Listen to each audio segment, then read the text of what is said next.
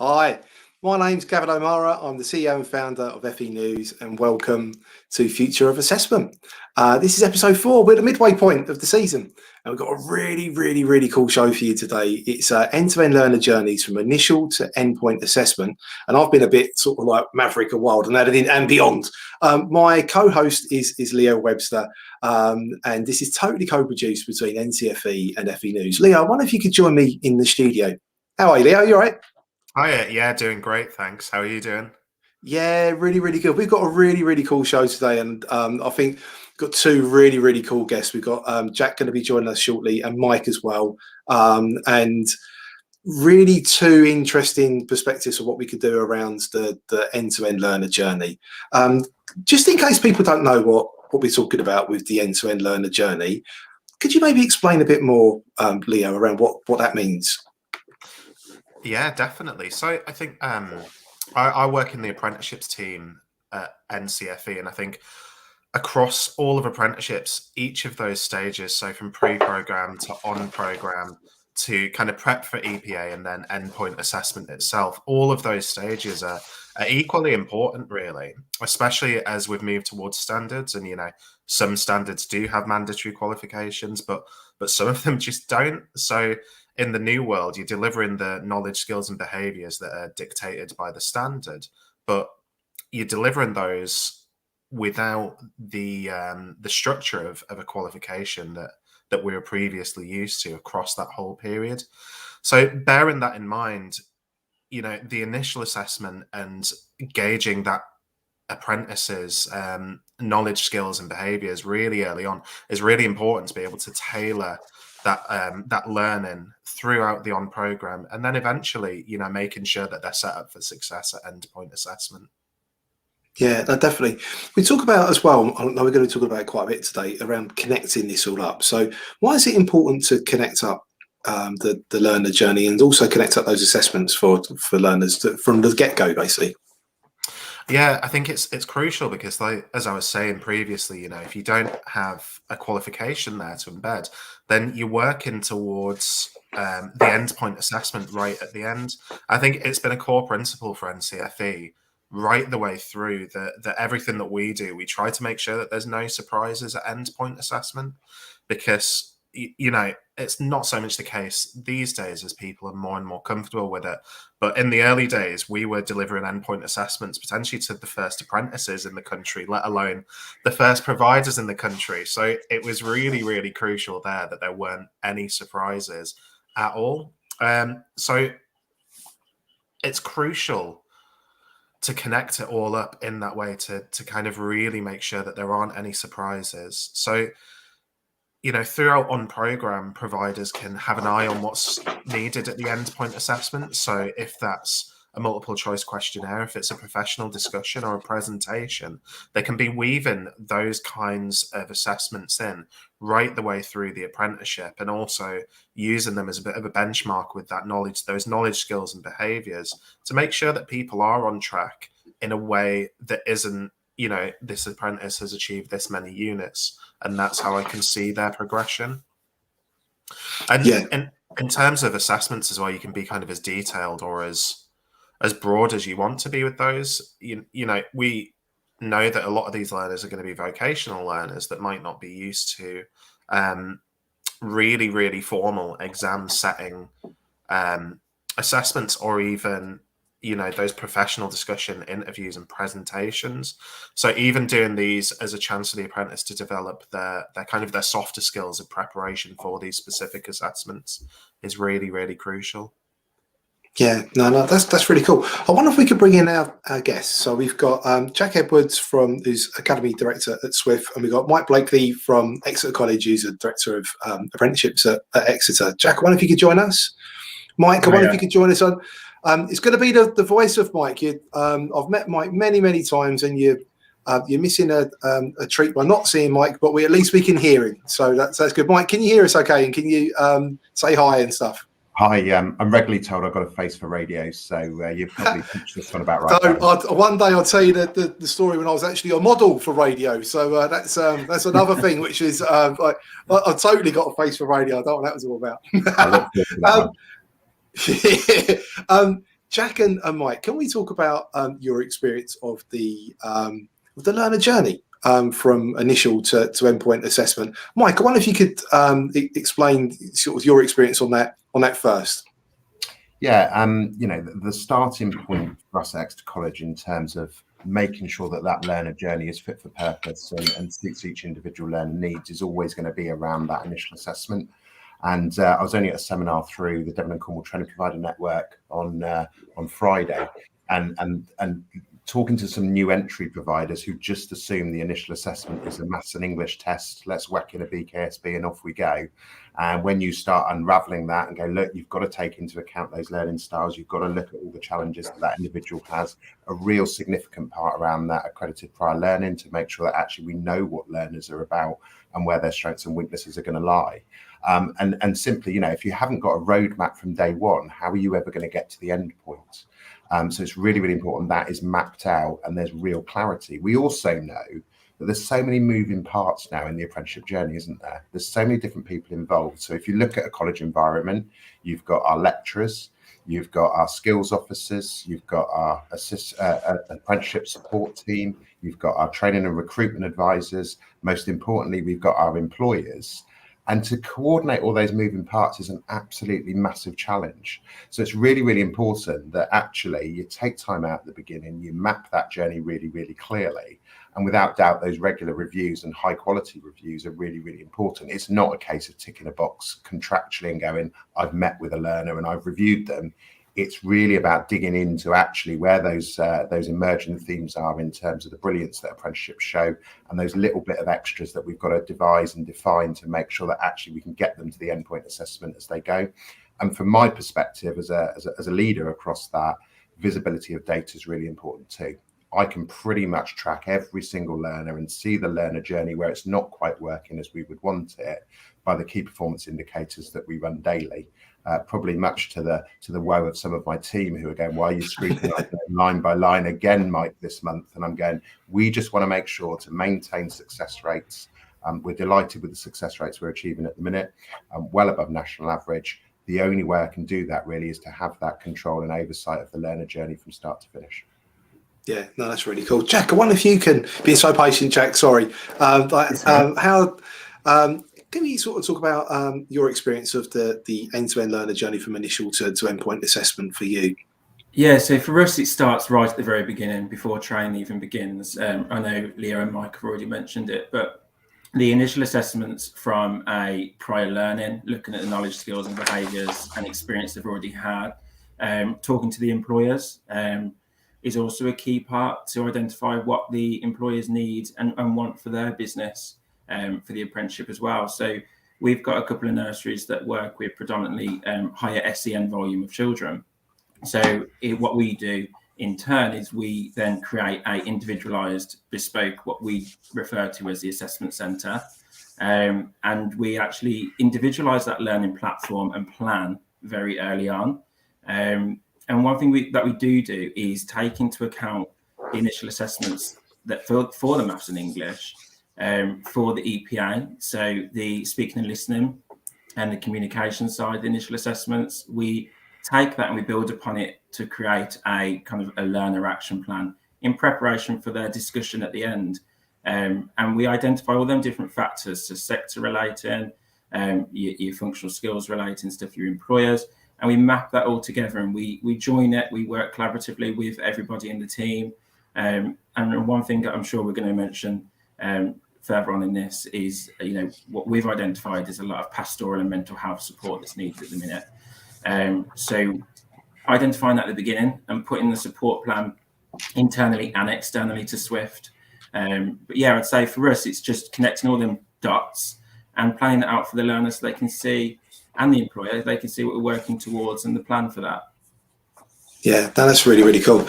Leo, you sort of work with many different providers, do you know what I mean? And what's the main sort of challenges which you've seen over the sort of pandemic period, but also this new sort of stage of the pandemic? We're in it, we're not in it. Well, I don't know what we are at the minute. But what are the main sort of challenges that you've seen, the main hurdles and the way that people have overcome those?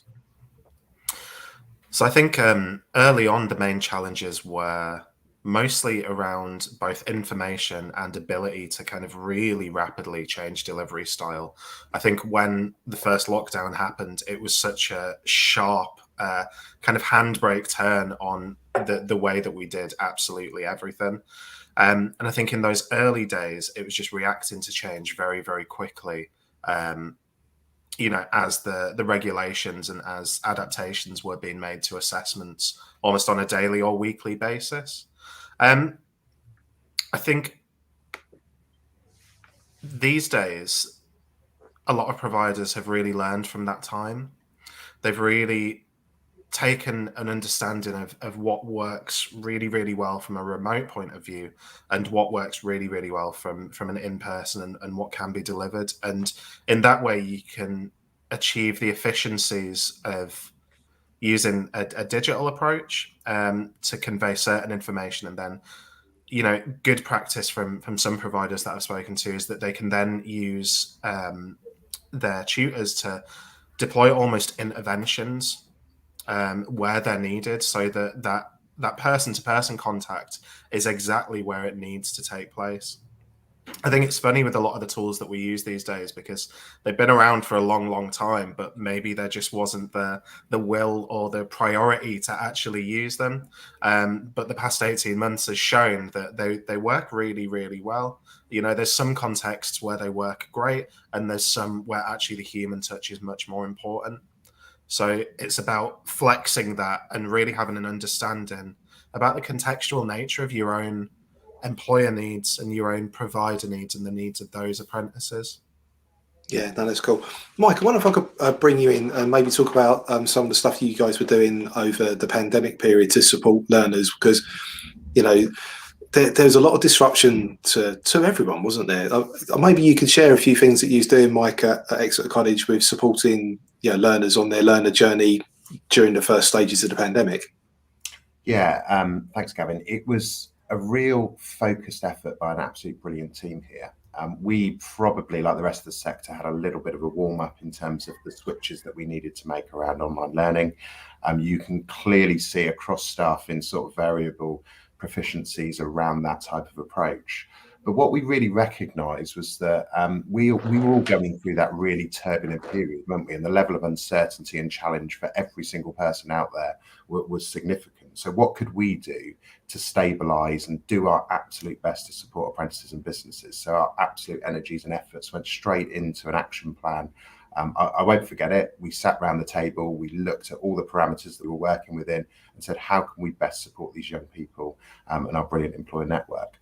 So number one, we upped our contact. So that worked in two formats. So all of our skills officers moved to a 2-week check-in to make sure that we had a phone conversation with every single apprentice to make sure that we were supporting them, and not just around the apprenticeship. The issues around wellbeing were really significant during that period of time. We had learners going on furlough, we had learners concerned about family members themselves, etc. So we had to offer a real high range of holistic care.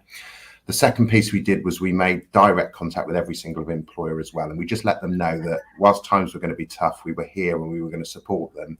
And we started to run regular webinars so that people could interact with us and jump on board. We kept all of our lines of communication open so that we made sure that there was a landing point to really get to grips with those early stages.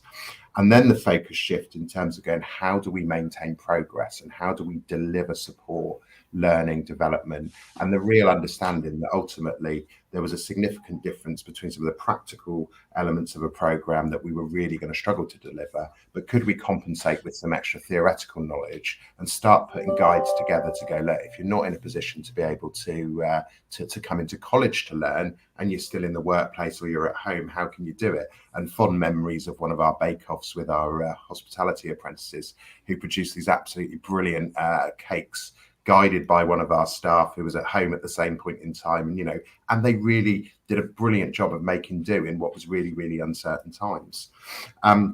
We worked with the flexibilities that we were given. I think apprentices had some more significant challenge than full-time learners. Did those flexibilities go far enough in terms of that support that they were given? I felt it was quite tough for our young people who still faced either a long delay or a significant rejig in terms of how they were going to do it. But in true apprenticeship spirit that we've all got, we make do with what we've got in front of us. There's no point in moaning and groaning about it. Let's absolutely make that work. And the legacy of the whole era for us is going, actually, we're pretty good here at making things different. We're pretty innovative as a college. The staff, the learning curve that those staff went on led to some absolutely outstanding practices and provision of support for young people. And I think actually we're now in a space where core traditional methods of delivery and support have been shaken out, and we've taken the best bits of the pandemic and rolled them into our future delivery model. And ultimately, I think there'll be a huge amount of benefit for a high number of learners, because actually some of the things that were being done across the sector have made a real difference. And the always on approach and those communication channels that are being open and the delivery of much wider methods of assessment and support, long may they continue, in my book. Yeah, and Jack, how did you get on with the pandemic? You've mentioned supporting people with mental health and wellbeing as well. I wouldn't mind if we could focus a bit on that as well.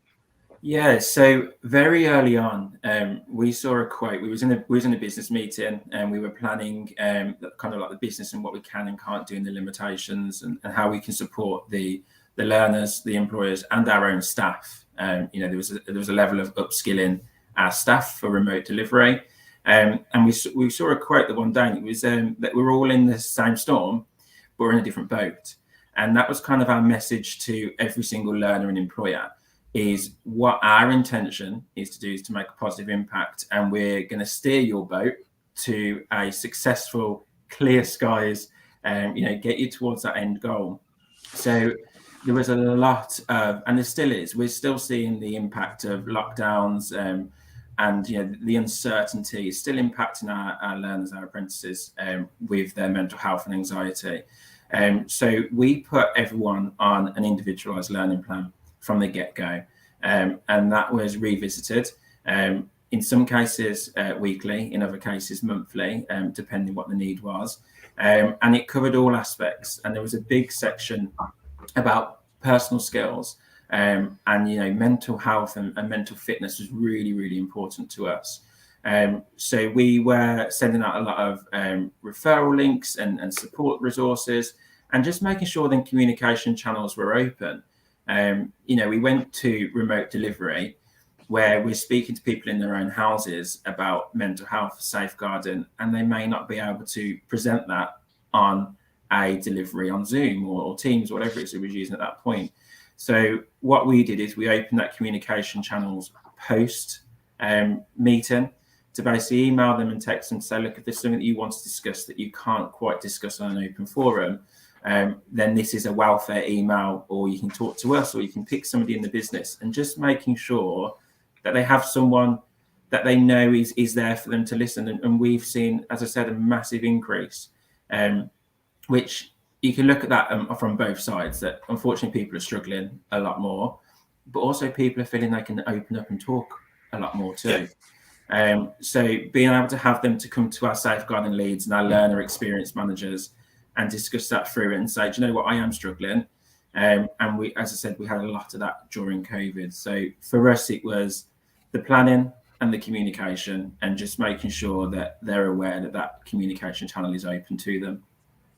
Yeah, no, that's really cool. What if I could ask everyone around how we can use, you've mentioned, individual learner plans, everyone's unique, everyone's going through, everyone's in a different boat, everyone's had previous experiences. So with that, I was wondering if we could just touch on briefly how we use learners' prior knowledge when we're sort of thinking about the learner journey. So what they've learned before, and then sort of how we can sort of utilise that for the future. Leo, did you want to kick off with that? Yeah, absolutely. So I think, to start off, understandably, it's a regulatory requirement from the Education Skills Funding Agency specifically. They say, this is what an apprentice. Oh, apologies. This is what an apprenticeship is. An apprentice must be learning new skills, and it must be at least 12 months long. So that initial assessment to understand their prior learning is really important from a regulatory point of view, so that you can be confident that you are getting delivering the right apprenticeship to that apprentice. But also, the initial assessment is a really crucial aspect to make sure that you've got the right apprentice on the right apprenticeship, and to understand the work that they're doing and making sure that the learning that they're going to be undertaking is both relevant to their roles, but also they're going to be able to demonstrate those skills at endpoint assessment within the context of their work. Because if an apprentice is on the wrong type of apprenticeship, they're going to be set up to fail by the time they get to the end anyway, because then they're not going to pass at endpoint assessment because they're not going to be able to demonstrate that. Yeah, no, definitely. I'll switch it up a bit. Right, Jack, I needed to switch up this straight away. Jack, what did you like to share around prior knowledge and understanding from learners? Yeah, so exactly what Leo said, about making sure we've got the right standard and making sure that we're taking that into consideration. But what we've also identified is learners that have come from different sectors, identifying then transferable skills that don't necessarily impact from a funding and the right standards point of view, but also can support with their own confidence in themselves and their ability, and going, do you know what, you've done 2 years customer services, you're about to go into a nursery where the children and the parents are your customers, and you've got to be able to talk to them in the right way with the correct communication channels for that. So for us, it's taking into account what they've done prior to this apprenticeship, like I said, that's got an impact on the standard they're about to go on to, and have a positive contribution to that.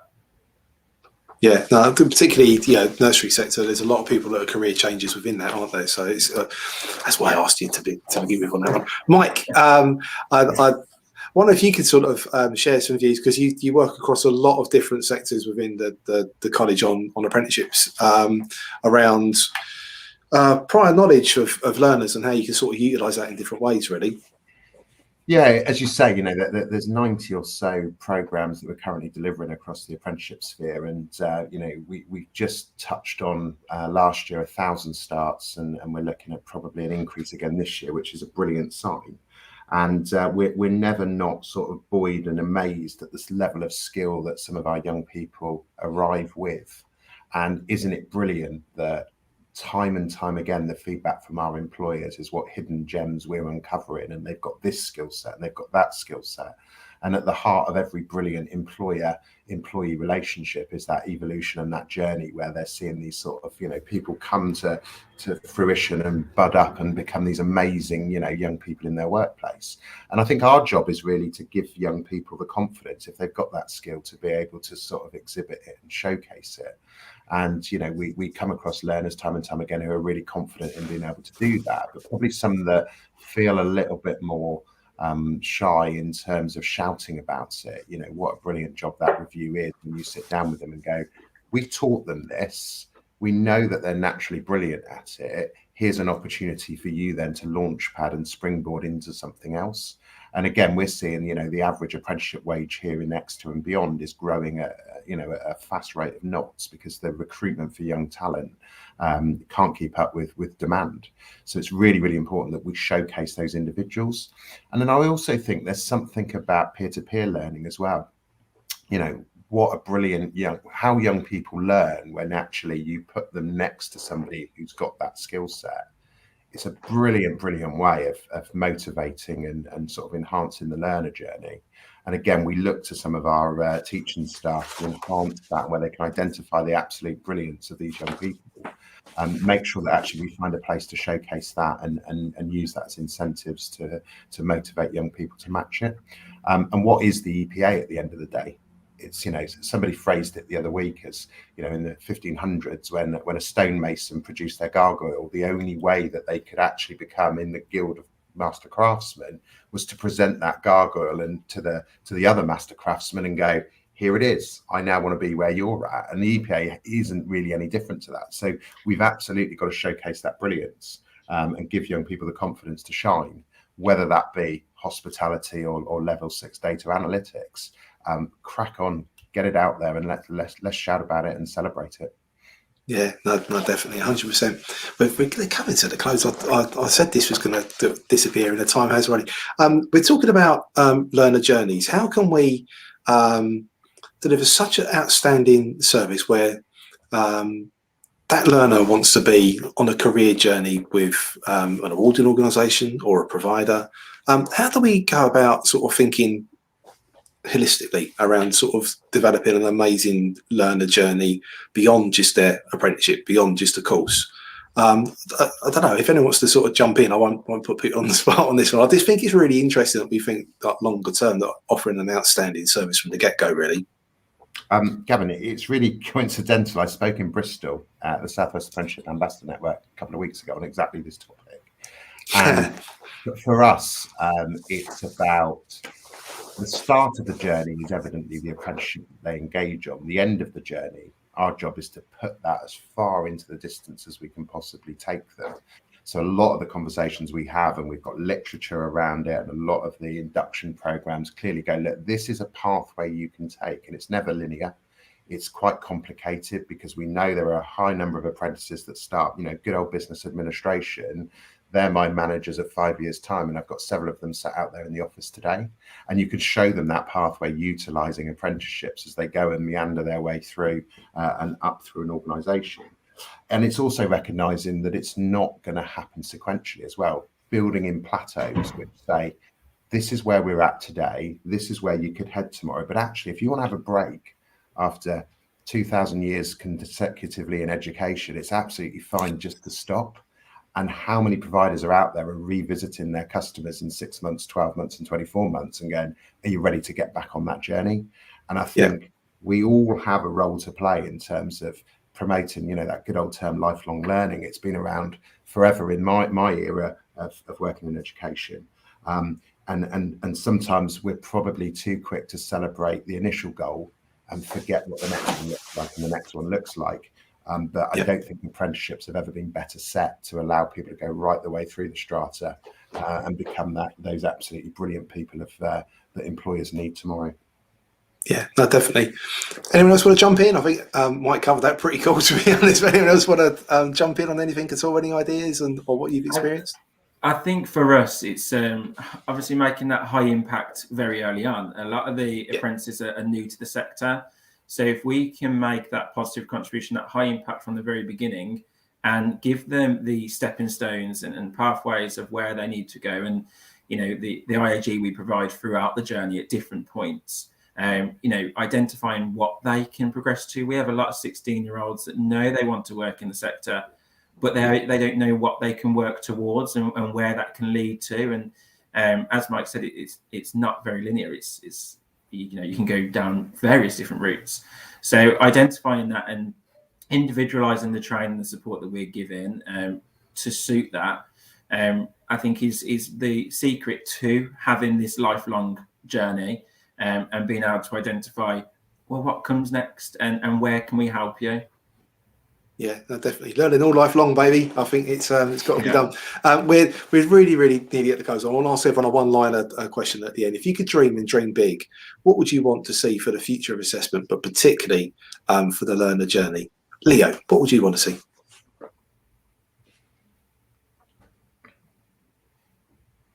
Oh, you're putting me on the spot. Let's jump to Mike.